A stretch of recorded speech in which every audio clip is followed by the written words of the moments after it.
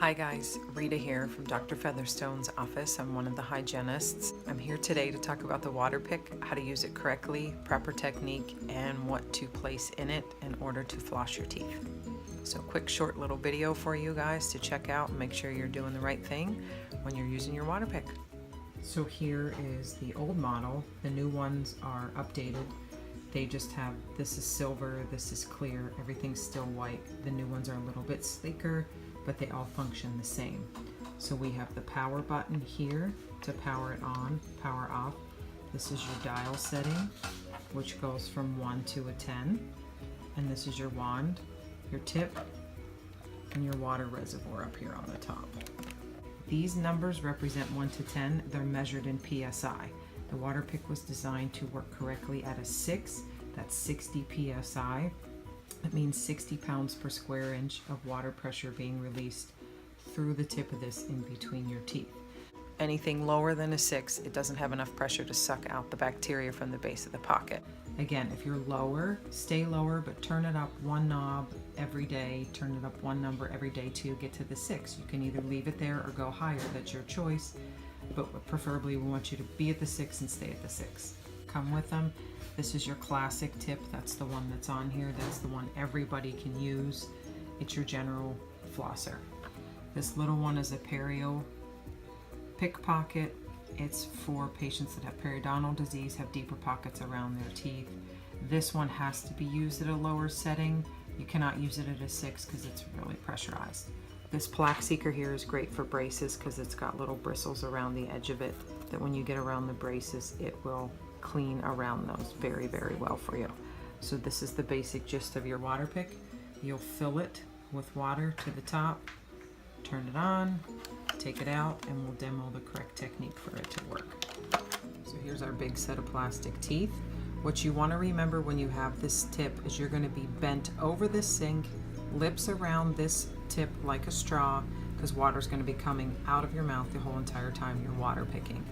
You're going to start either in the back, top or bottom, whatever choice you desire. You're going to go on the back corner of your very last tooth. So if you have your wisdom teeth, you'll hook this around the very back corner. We want you to have the tip at a 90-degree angle. We don't need it angled up underneath the gum tissue like that. So you don't need to angle it underneath there. No angle, 90-degree angle. Count to 3, 1, 2, 3. Follow the gum line around, 1, 2, 3, follow the gum line around, 1, 2, 3, 1, 2, 3, 1, 2, 3. You're going to do a 3-second pause in between the teeth. 1, 2, 3, 1, 2, 3. You just follow it around your whole mouth. Follow the gum line around. So you'll do the whole outside, and then you're going to end up coming back and you'll do the inside, same thing. You'll count to 3 and you'll follow this along. All of this will be done by feel. You cannot watch yourself doing this because if you do, what ends up happening is you're going to spray water all over the mirror. So lips closed, you're going to be down over the sink like this. This is the way that this will go when you're at home doing it.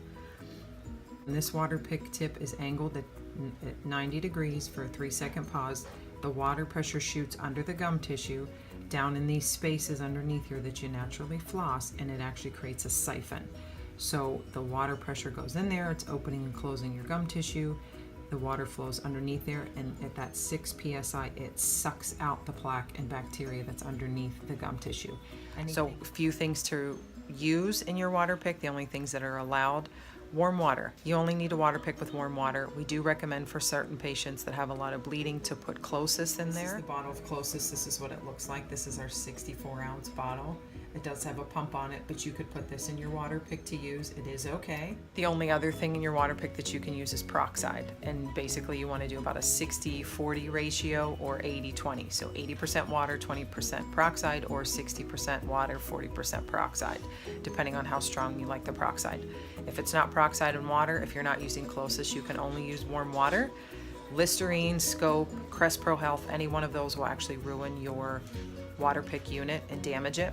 If you use the tap water, once every 3 to 4 months, run vinegar and hot water through the unit just to clean it, because you can get calcium deposits on it just like we do with our faucets, because here in Las Vegas we have pretty hard water. If you need any further assistance with the Waterpik, you can always refer to waterpik.com for any questions that you have regarding the Waterpik, regarding the tips that you're using. They also have video tutorials on there of how to use. So it's very easy to navigate their website. You just click the little tabs at the top and it'll tell you exactly what you need. Also, YouTube is very famous. They have multiple videos on how to use the Waterpik as well. So you have many resources out there. We're not your only one, but we appreciate you watching, and you can refer to the others if you need a little bit more. So take care, guys.